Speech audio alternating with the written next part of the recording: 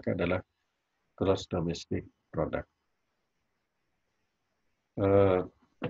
Berikutnya kita beralih ke topik yang berikutnya adalah tingkat harga atau consumer price index di sini. Consumer price index ini adalah kita cari basket yang isinya barang dan jasa yang biasanya dibeli oleh customer atau diproduksi oleh customer. Kemudian kita akan menghitung harga dari basket ini, harga barang-barang yang ada di dalam keranjang ini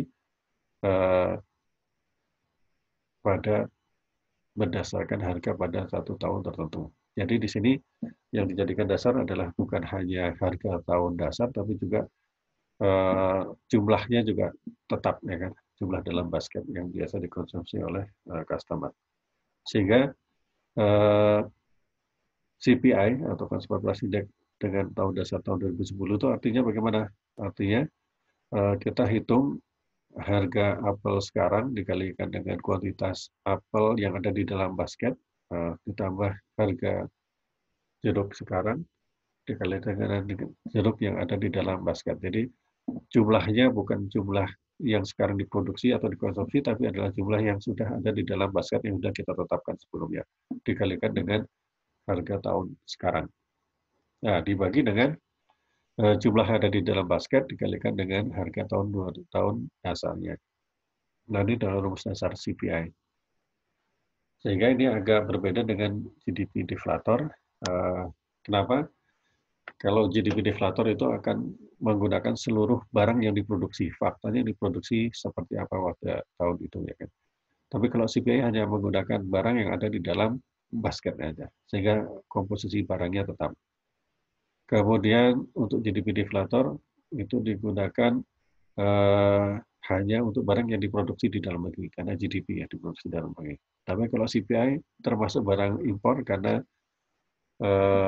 yang dikonsumsi adalah termasuk barang impor juga. Sehingga kalau GDP deflator bobotnya itu bergantung dari jumlah produksi faktanya yang terjadi. Tapi kalau dalam CPI bobotnya barang-barang adalah tetap tergantung dari basket yang sudah kita tetapkan seperti semula. Contohnya adalah misalkan kita lihat adanya core inflation, basketnya basket yang tidak meliputi makanan atau produk-produk yang harganya sangat fluktuatif, itu kita lihat core inflation ya, kita lihat. GDP deflator ini disebut juga menggunakan indeks fase karena menggunakan seluruh barangnya. Kalau CPI menggunakan last price index karena bobotnya tetap. Nah, keunggulan dan kelemahannya ya tergantung dari sifatnya tadi ya. Kalau GDP deflator itu biasanya merendahkan atau underset kenaikan harga, kan? Karena biasanya kalau ada substitusi, ya substitusinya itu barangkali tidak akan istilahnya utilitasnya tidak seperti semula. Mungkin dijelaskan dengan CPI ya. Kalau CPI ini karena komposisinya tetap, sehingga ketika ada kenaikan harga, maka nilai inflasi akan lebih tinggi dari yang seharusnya. Karena di sini tidak menghitungkan efek substitusi. Misalkan harga apel naik, orang pindah ke jeruk. Nah, ini bedanya antara dua hal ini ya, plus minusnya ya. Kalau CPI terlalu tinggi sehingga tidak menghitung adanya efek substitusi tadi, tapi kalau GDP deflator menganggap substitusi itu bisa menggantikan secara sempurna barang yang disubstitusikan, padahal barangkali enggak. Jadi ini perbedaan antara GDP deflator dan CPI. Yang terakhir adalah tentang unemployment atau pengangguran. Harus diingat bahwa pengangguran itu bukan dihitung dari jumlah seluruh penduduk. Nah, tapi kita lihat di sini ada labor force atau angkatan kerja, yaitu jumlah employed dan unemployed, orang yang bekerja dan orang tidak bekerja. Unemployment rate itu adalah jumlah orang yang tidak bekerja dari angkatan kerja. Jadi bukan dari seluruh penduduk ya. Angkatan kerja itu apa? Yaitu jumlah penduduk usia dewasa yang hendak bekerja, atau di sini yang employed dan unemployed. Sehingga kita bisa lihat labor force participation rate-nya seperti apa. Jadi di antara penduduk ada yang usia bekerja. Di antara usia bekerja itu ada yang angkatan kerja. Di antara angkatan kerja itu ada yang bekerja dan tidak bekerja. Jadi begitu cara melihat logiknya.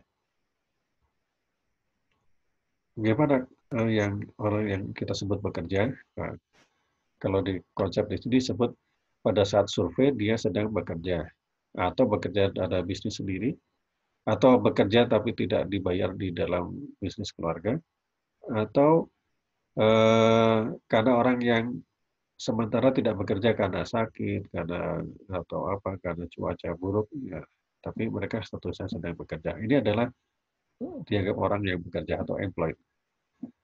Kalau unemployed seperti apa? Yaitu orang yang tidak bekerja, yaitu orang yang sedang mencari pekerja tapi belum mendapatkan pekerjaan. Kalau di sini konsepnya adalah selama 4 minggu terakhir, ya. Atau orang yang sedang menunggu untuk bekerja karena sedang ada pemberhentian sementara. Itu disebut dengan unemployed. Nah, yang tidak dianggap sebagai labor force itu adalah orang yang tidak masuk dalam dua kategori tadi. Orang yang tidak bekerja dan orang yang bekerja. Jadi di luar orang yang bekerja dan tidak bekerja tadi, seperti misalkan full-time student atau pelajar, itu nggak masuk karena dia tidak mencari pekerjaan dan tidak sedang bekerja. Atau ya ibu rumah tangga barangkali ya kan, atau pensiunan karena dia tidak bekerja dan tidak sedang mencari pekerjaan.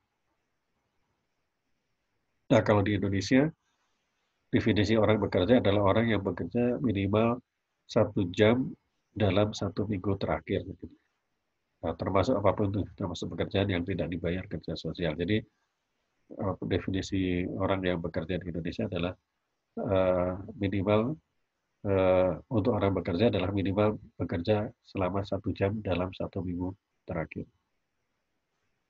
Demikian, semoga bermanfaat dan barokah buat kita semua.